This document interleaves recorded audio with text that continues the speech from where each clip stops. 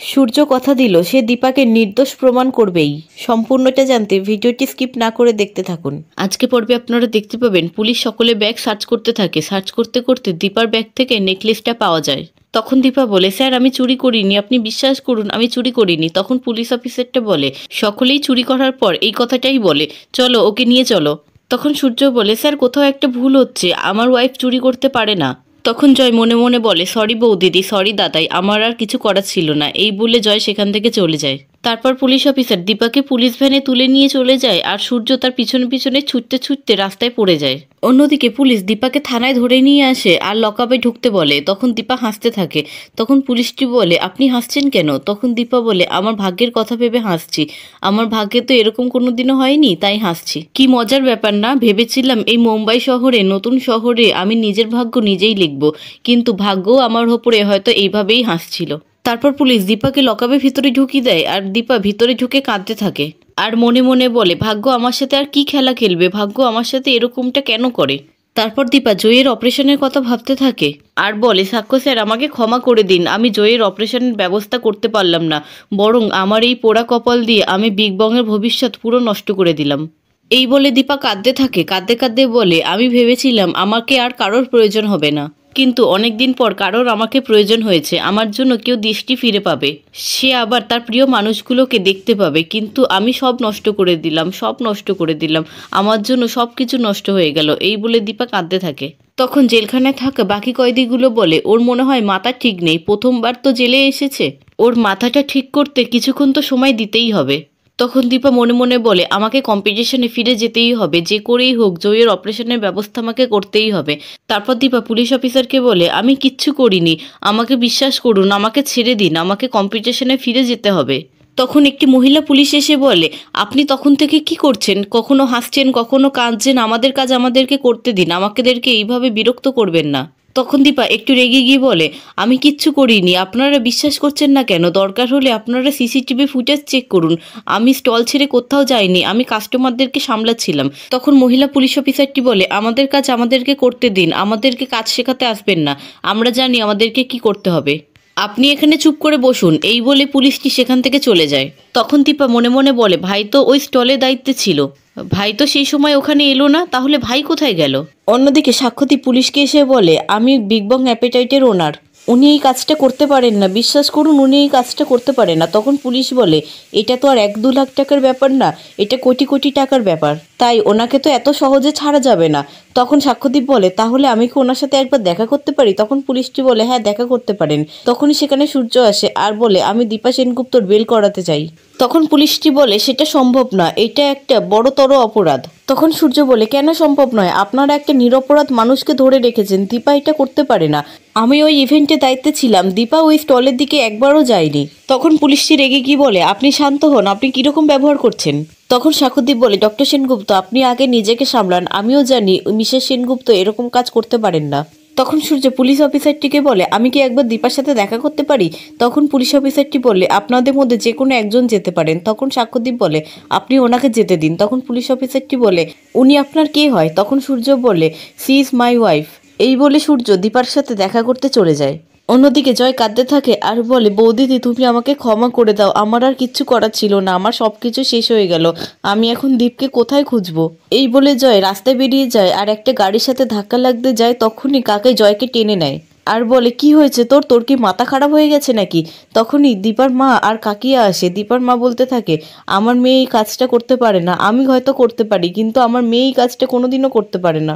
অন্যদিকে জয় কাঁদতে থাকে। তখন কাকাই বলে, কি হয়েছে জয়, তুই এইভাবে কাঁদছিস কেন? তুই কি কিছু জানিস? বল, তুই কেন সুসাইড করতে গেছিলিস? তখন কাকিয়া বলে, ও গাড়িটা দেখতে পাইনি, ও সুসাইড করতে যাবে কেন? তখন জয় বলে, আমাকে তোমরা ছেড়ে দাও, আমার যা ইচ্ছা আমাকে করতে দাও। তখনই সেখানে দীপ আসে আর বাবা বলে ডাকে। তখন জয় দীপকে দেখে পুরো ঘটনার কথাটা ভাবতে থাকে। অন্যদিকে সূর্য দীপার সাথে দেখা করতে যায়। তখনই অলির ফোন আসে। অলি বলে, বাবা তুমি কোথায় আছো? চারুর অবস্থা ভালো নয়, তুমি কখন আসবে? তখন সূর্য বলে, আমি একটা কাজে আছি, কাজ শেষ হলে আমি নিশ্চয়ই চলে আসব। তখন অলি বলে তুমি মায়ের কাছে গেছো না? তখন সূর্য বলে অলিমা তুমি যথেষ্ট বড় হয়েছো, তুমি চারুকে সামলে নাও, আমি যখন কথা দিয়েছি আমি নিশ্চয়ই যাব। এই বলে সূর্য ফোন রেখে দেয়। তখন অলি সূর্যকে একটি ভয়েস মেসেজ পাঠায়, চারুর জ্ঞান ফিরছে না বাবা, আমি বড় হয়েছি বলে চারুকে হসপিটালে নিয়ে যাচ্ছি, কিন্তু এত বড় হয়ে যায়নি যে চারুকে হসপিটাল দুটো সামলাতে পারবো। আমার তোমাকে প্রয়োজন বাবা, চারুর তোমাকে প্রয়োজন, তুমি তাড়াতাড়ি চলে আসো। তখন দীপা বলে আপনি যান ডাক্তারবাবু, ওদের আপনাকে প্রয়োজন। তখন সূর্য বলে না দীপা, আমি তোমাকে ছেড়ে কোথাও যাব না, তোমাকে এখান থেকে ছাড়িয়ে নিয়ে তারপর আমি যাব।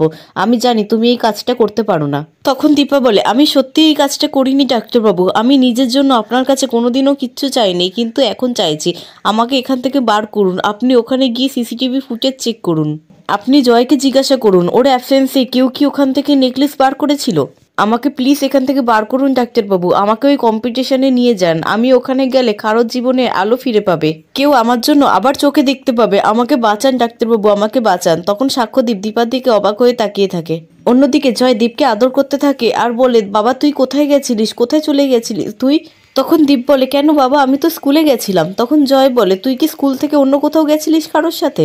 তখন উর্মি বলে আমি পাশের বাড়ির মিসেস তিওয়ারিকে বলেছিলাম ওকে স্কুল থেকে নিয়ে আসতে। কেন জয়, কি হয়েছে? তখন জয় মনে মনে বলে আমি এত বড় ভুল করলাম, আমি এত বড় ভুল কি করে করলাম? তখন দীপার মা কাঁদতে কাঁদতে বলে যে এই অন্যায়টা করেছে তার কোনোদিনও ভালো হবে না, সে রক্ত বমি করবে। তখন জয় রেগে গিয়ে বলে আপনি চুপ করুন মা। এই বলে জয় মাটিতে বসে পড়ে কাঁদতে থাকে আর মনে মনে বলে এ আমি কি ভুল করে ফেললাম, আমার তো এখন সৎসাহসও নেই যে পুলিশের কাছে গিয়ে ধরা দেব। অন্যদিকে সাক্ষ্যদীপ মনে মনে বলে এই অবস্থাতেও উনি আমার মেয়ের কথা ভেবে চলেছেন। তখন সূর্য দীপাকে বলে আমাকে জীবনে অনেক কিছু ছাড়তে হয়েছে দীপা, কিন্তু আমি আর হাল ছাড়বো না, তার জন্য আমাকে যা করতে হয় আমি সবকিছু করব। আমি সবকিছু ঠিক করে দেব দীপা, সবকিছু ঠিক করে দেব। অন্যদিকে সাক্ষ্যদীপ মনে মনে বলে আপনি আমাদের জন্য এত কিছু করলেন আর আমি আপনার জন্য কিচ্ছু করতে পারবো না, আমি এই শহরে বেস্ট লয়ারের সাথে কথা বলবো। তারপর সাক্ষ্যদীপ লয়ারকে ফোন করে আর বলে আমাকে একটা ডেট দিন স্যার। তখন লয়ার বলে এখন কোনো ডেট নেই। তখন সাক্ষ্যদীপ বলে এরকম কথা বলবেন না স্যার, আপনার যা ফিস আমি তাই দেবো, দরকার হলে ডবল ফিস দেবো। তখন সাক্ষ্যদীপ মনে মনে বলে কিন্তু আমি এত টাকা পাবো কোথা থেকে, আমাকে যে করেই হোক টাকা জোগাড় করতেই হবে, আপনাকে এই অবস্থায় আমি আর দেখতে পারছি না, যে করেই হোক আমি আপনাকে এখান থেকে বার করবই। এই বলে সাক্ষ্যদীপ সেখান থেকে চলে যায়। তারপর সাক্ষ্যদীপ বাড়িতে আসে, তখন জয়ী বলে বাবা এসজিকে নাকি পুলিশে ধরে নিয়ে গেছে, তাহলে তুমি এখানে কি করছো, তুমি এসজিকে ছাড়িয়ে আনতে পারোনি? তখন সাক্ষ্যদীপ বলে আমি এসজিকে ছাড়িয়ে আনবো, তুই কিছু চিন্তা করিস না মা, আমি ঠিক ছাড়িয়ে নিয়ে আসবো। জানো তো মা উনি অদ্ভুত মানুষ, উনি এখন লকআপে আছে তবুও জয়ের অপারেশনের কথা ভেবে চলেছে।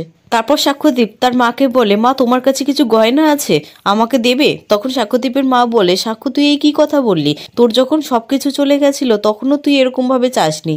তখন সাক্ষ্যদীপ বলে ওনাকে বেকসুর প্রমাণ করতে হবে, ওনার বেল করাতে হবে, ওনার কেস লড়তে হবে, অনেক টাকার প্রয়োজন। তখন সাক্ষ্যদীপের মা বলে তুই চিন্তা করিস না বাবা, আমার কাছে যা আছে আমি তোকে দেবো, তুই মেয়েটাকে ছাড়িয়ে নিয়ে আয়। তখন জয় মনে মনে বলে যার সাথে আমার কোনোদিনও দেখা হয়নি, যার সাথে কোনোদিনও কথা হয়নি, তার জন্য আমার মনটা এত আকুল হয়ে যাচ্ছে কেন। তারপর জয় নিজের কানে রিং খুলে সাক্ষ্যদীপের হাতে দেয় আর বলে পাপা তুমি এসজিকে ছাড়িয়ে নিয়ে আসো, আমি ওর সাথে দেখা করতে চাই, ওর সাথে আমি কথা বলতে চাই। তখন সাক্ষ্যদীপ বলে ভগবানের কাছে প্রার্থনা করো আমি যেন তাই করতে পারি। তোমার এই দুল দুটো আমি নিলাম, কিন্তু তোমার এই দুল দুটো যেন আমাকে বিক্রি করতে না হয়। এসটির সাথে দেখা হলে এই দুল দুটো আমি ওনার হাতে দিয়ে বলবো এটা আপনার প্রতি আমার মেয়ের সম্মান, আমার মেয়ের ভালোবাসা। অন্যদিকে উর্মি জয়কে বলে তুমি আর কাকাই একবার যাও না। তখন জয় বলে দাদাই আর সাক্ষ্য স্যার তো ওখানে গেছে, ওনারা তো দেখছে, এতজন গিয়ে ওখানে লাভ নেই। তখন উর্মি বলে আমার দিদি চুরি করতে পারে না, আমার দিদি এই কাজটা করতেই পারে না। তখন কাকিয়া বলে আমিও জানি দীপা এই কাজটা করতে পারে না, কিন্তু হারটা তো দীপার ব্যাগ থেকেই পাওয়া গেল, অন্য কেউ যদি হারটা চুরি করবে তাহলে দীপার ব্যাগেই বা রাখতে যাবে কেন? তখন উর্মি রেগে গিয়ে বলে আপনি কি বলতে চাইছেন, তার মানে আমার দিদি চুরি করেছে? তখন কাকাই বলে বিপদের সময় মাথা ঠান্ডা রাখতে হয়, তোমরা এইভাবে ঝগড়াঝাটি করো না। উর্মি কাকিয়া এইভাবে কথাটা বলতে চাইনি। তখন উর্মি বলে জয় তুমি তো এই সমস্ত কিছুর দায়িত্বে ছিলে, তোমার কাছেই তো চাবিটা থাকার কথা। তখন জয় বলে আমি কি করে জানবো, আমি এই ব্যাপারে কিচ্ছু জানি না। তখন কাকিয়া বলে আমি তো শুনেছিলাম দীপা নাকি যেই রেস্টুরেন্টে কাজ করে সেই রেস্টুরেন্ট বন্ধ হয়ে যাওয়ার মতন অবস্থা, তাদের নাকি সবকিছু হারিয়ে গেছে। তখন উর্মি বলে আপনি কার কথা বলছেন? যেই মেয়েটা রাস্তায় রাস্তায় ঘুরে বেরিয়েছে না খেতে পেয়ে, তবুও কারোর কাছে হাত পেতে একটা টাকাও ভিক্ষা যায়নি। আপনি তার কথা বলছেন? কাকাই আপনি এর পরেও বলবে কাকিয়া অন্য কিছু মিন করতে চাইনি? যেই মেয়েটা প্রেগনেন্ট থাকা অবস্থাতেও সমস্ত কিছু কাজ করে গেছে, কারোর থেকে একটা টাকাও নেয়নি, মা সমস্ত কিছু দেবে জানা সত্ত্বেও মার কাছ থেকেও কিচ্ছু নেয়নি, আপনি তার কথা বলছেন? তখন কাকাই বলে, অনুজা তুমি দীপাকে চোর ভাবছো? তোমার এতটা অধঃপতন কবে হলো? তখন উর্মি বলে, সবাই একটা কথা জেনে রেখো, দিদি ঠিক বেরিয়ে আসবে আর আসল অপরাধী ধরা পড়বে। আচ্ছা জয়, তুমি তো দায়িত্বে ছিলে, তুমি কিছু দেখোনি কেন? অন্যদিকে একটি মহিলা পুলিশ দীপাকে এসে বলে, আপনি আসুন, আপনাকে যেতে হবে।